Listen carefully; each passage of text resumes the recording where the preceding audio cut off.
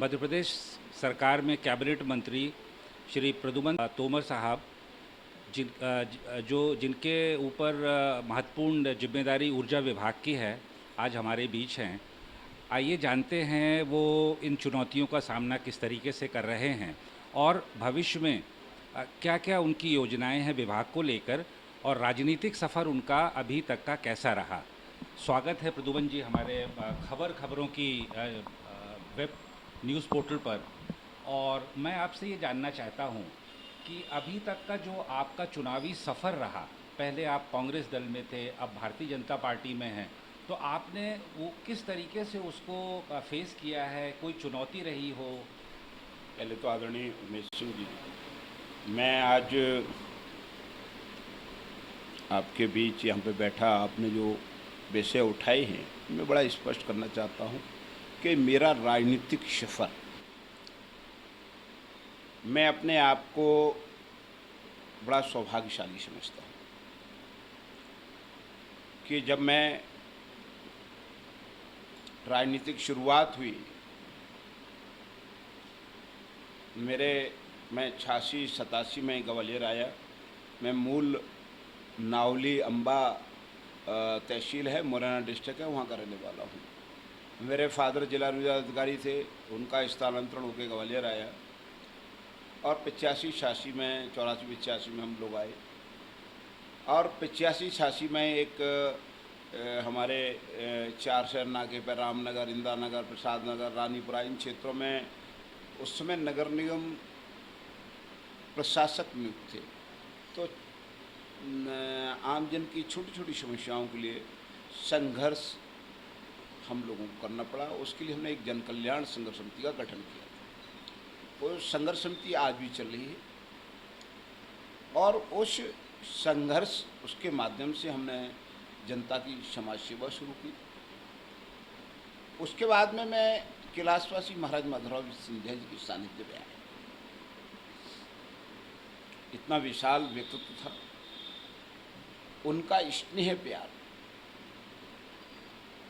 और उन्होंने का एक बात वो हमेशा कहते थे, सुंदर हो ग्वालियर प्रदेश, स्वच्छ हो, स्वस्थ हो और शिक्षित हो, हरा भरा हो।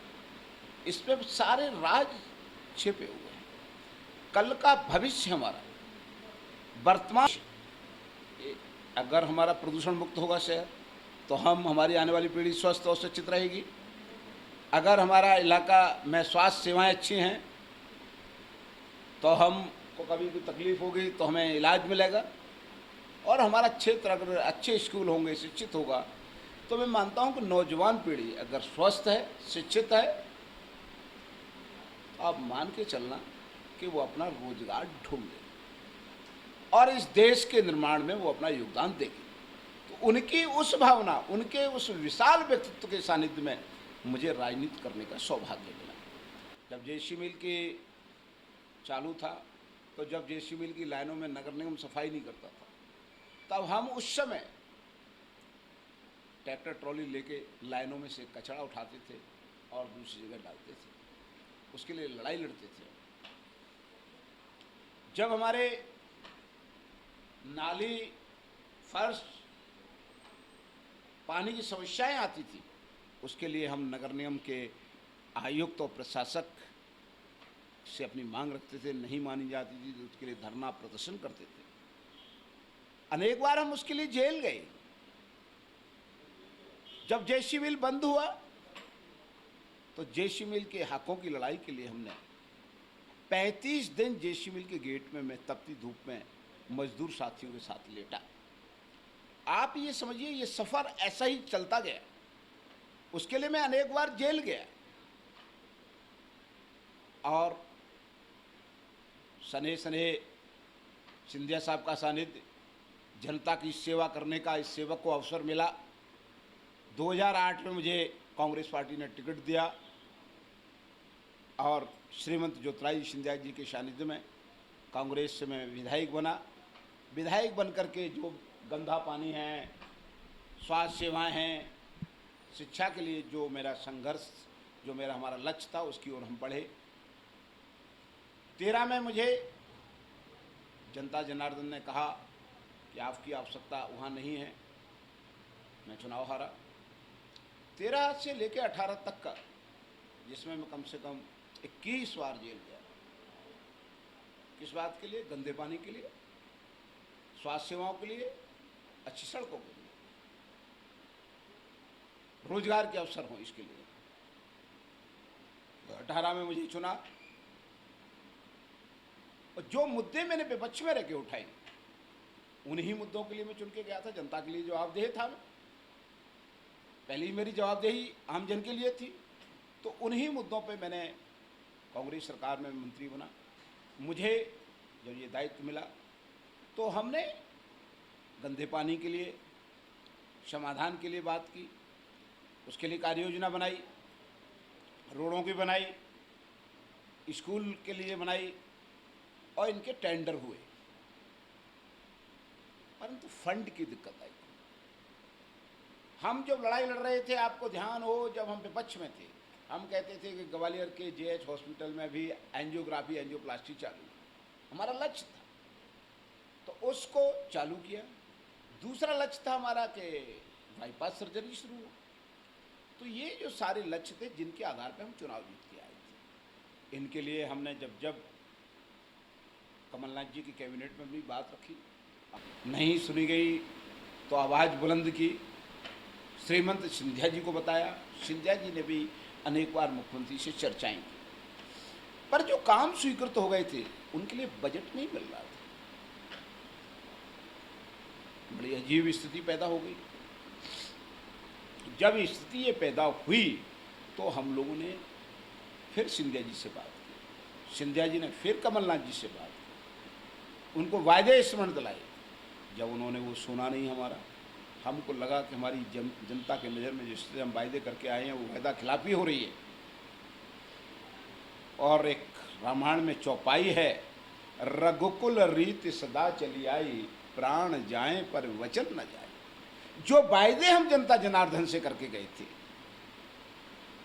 अगर वो वायदों पे हम खरे न उतरते, लोग हमको क्या कहते। इसलिए हमें जनता की नज़र में अपने आप को खुददार साबित करना था।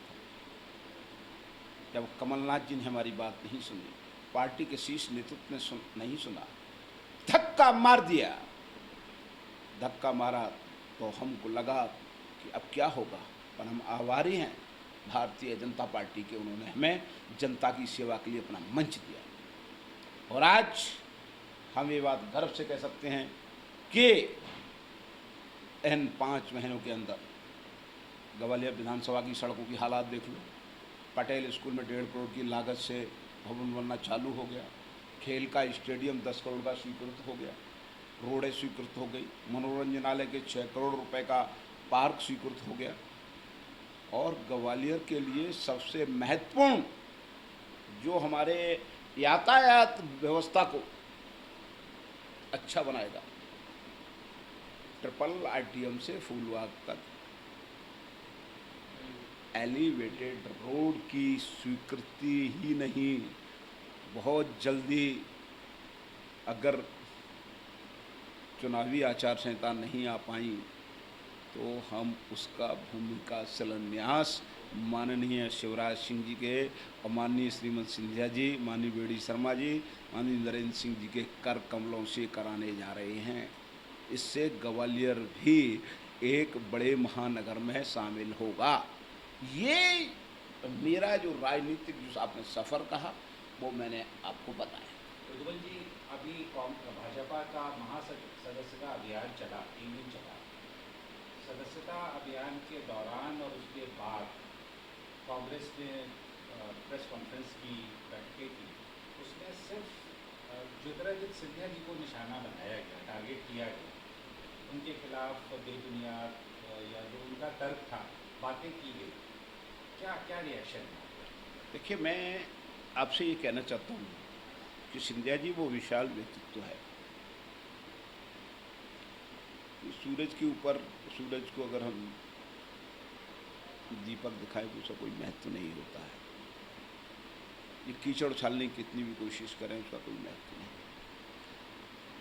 मैं आपसे सिर्फ ये कहना चाहता हूँ कि आज ग्वालियर मैं शुरू से बात करूँ, जब देश आज़ाद हुआ, आज शहरों में मेट्रो ट्रेन तो आज चल रही है, ग्वालियर में मेट्रो ट्रेन उस समय चल रही थी। मैं अगर गलत हूँ तो बता दो आपको। लाइट रेलवे चलती थी। मोती झील ये सब जगह, पूरे जगह पर रो था, उसका जाल बिछा हुआ था। ग्वालियर में सीवर की व्यवस्था थी। मध्य प्रदेश का पहला मेडिकल कॉलेज ग्वालियर में स्थापित हुआ था। सिंधिया परिवार ने अपना पैसा देकर ट्रस्ट करके उसको पैसा दिया, भवन दिया। आप ये देखिए विक्टोरिया कॉलेज और KRG हमारा, ये जब उस समय कलकत्ता यूनिवर्सिटी से मैं इनका संबद्धता थी, तो उस समय हमारे यहाँ शिक्षा के क्षेत्र की बात देख लीजिए। रोजगार के लिए जेसी मिल, सिमको, स्टील फाउंड्री, रेशम, कितने उद्योग, कांच मिल, आदर्श क्लॉथ मिल, कितने उद्योग थे, भरमार थी, रोजगार की कोई कमी नहीं थी। ये ग्वालियर हर मामले में अव्वल था। परंतु 60 साल सत्ता में जब सिंधिया जी यहाँ से प्रतिनिधि रहे, उनको मौका अवसर मिला, तो देखिए 84 में वो आए तो उन्होंने बामौर और मालूमपुर में उद्योग स्थापित किए। तो मेरा ये कहना है कि मुझे ये बता दें आदरणीय कांग्रेस के सम्मानीय साथी कि कमलनाथ जी ने 15 महीने मुख्यमंत्री रहते हुए केंद्र में सड़क परिवहन मंत्री रहे, कई मंत्रालय रहे, ग्वालियर के लिए क्या दिया, नंबर 1 बात को बता दें। दिग्विजय सिंह जी मुख्यमंत्री रहे, वो अपने कार्यकाल का एक काम गिना दें। अभी सरकार में कई मंत्री रहे, उन्होंने कोई आवाज़ 15 महीने में ग्वालियर और चंबल के विकास के लिए उठाई हो। सिंधिया जी ने जरूर कहा कि चंबल एक्सप्रेस वे बनना चाहिए। सिंधिया जी ने जरूर कहा कि ग्वालियर भी मेट्रो सिटी में शामिल होना चाहिए। उसके लिए मुख्यमंत्री जी को पत्र लिखते हैं और मुख्यमंत्री से बात करते हैं। तो चंबल एक्सप्रेस वे के लिए पैसा दिया क्या, अब वही पैसा कैसे मिल गया, और वो अटल बिहारी वाजपेयी चंबल प्रोग्रेस वे का काम अंतिम दौर में चल रहा है, कहाँ से पैसा आ गया। आज ग्वालियर की सड़कों के लिए पैसा कहाँ से आ गया। वो ये कहें तो आपको ध्यान हो, गौर से सुनना मेरी बात को, कि हमारा ग्वालियर 59वें नंबर में था सफाई में। इच्छा शक्ति होनी चाहिए। सिंधिया जी ने कहा कि यार आप लोग जनप्रतिनिधि चुने गए हैं, आप क्या कर रहे हो, शहर गंदा है। तो जनता के सम्मान के लिए, उनके सफाई स्वच्छ वातावरण में रहे उसके लिए, और नेतृत्व की भावनाओं का इस सेवक ने अनुसरण किया। और ये नहीं देखा कि नाले में कील है कि सांप है कि बिच्छू है। आज जो लगातार हम सब ने और यहाँ के हमारे सफाई कर्मियों ने, नगर निगम अधिकारियों ने जो सहयोग किया, जनता जनार्दन ने जो सहयोग किया, आज हमने छलांग लगाई और हम 13वें नंबर पे आ गए। तो विश्वास रखो कि आने वाले समय में ये ग्वालियर इसी तरह से सहयोग सबका रहेगा, तो हम रोजगार में भी अव्वल होंगे, हम शिक्षा के क्षेत्र में भी अव्वल होंगे, और ये क्रांतिकारी परिवर्तन आने वाले समय में आपको दिखेंगे। और सिंधिया जी के ऊपर जो आरोप लगाए जा रहे हैं, मैं आपको बता देना चाहता हूँ कि सिंधिया जी कभी किसी के ऊपर आरोप नहीं लगाते। मैं कमलनाथ जी पूरी पार्टी से पूछना चाहता हूँ कि जब एक उंगली उठाते हैं तो 3 उंगली उनके सामने उठती है। आप ये बताइए कि जब आदरणीय डॉक्टर गोविंद सिंह जी, आदरणीय उमंग सिंगार जी आवाज़ उठाते हैं कि प्रदेश में अवैध उत्खनन हो रहा है, अवैध शराब कारोबारियों को बढ़ावा मिल रहा है, वल्लभ भवन दलाली का अड्डा बन गया है, इसकी मांग मैं नहीं कर रहा हूँ, कैबिनेट के मंत्री कर रहे हैं, तब इन मंत्रियों में और कमलनाथ जी में नैतिकता कहाँ मर गई थी? तब उन्होंने जांच करने का साहस क्यों नहीं दिखाया था? उस पर कोई कार्रवाई की हो तो बताएं ना। तो मेरा ये कहना है, पर हाँ मैं ये गर्व से कह सकता हूँ कि श्रीमती सिंधिया जी ने भ्रष्टाचार के किसी भी मुद्दे पर हमेशा इस सरकार को आईना दिखाया है। इसलिए इनकी बात, अब तो इनके अंदर एक घबराहट है। तो 15 महीने जो सरकार में रहे तो इन्होंने ग्वालियर आई नहीं, शकल दिखाई नहीं। जब आपको मालूम हो, ध्यान हो कि जब चंबल में बाढ़ आई थी तो वहाँ शकल किसकी दिखाई दी थी? श्रीमती सिंधिया जी की। दूसरी तरफ से माननीय शिवराज सिंह जी की। मुख्यमंत्री जी आए थे क्या? कमलनाथ जी उस समय मुख्यमंत्री थे। तो मैं पूछना चाहता हूं कि इन बातों का जवाब कौन देगा?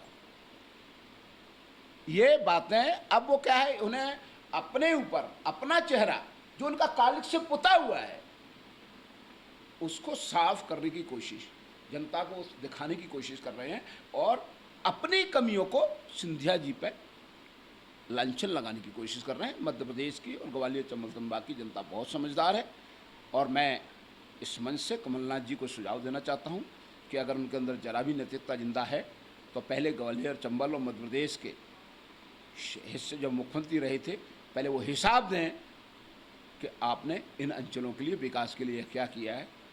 मेरे साथ मंच साझा करें, डिस्कस करें, तो उनका चेहरा अपने आप साफ हो जाएगा।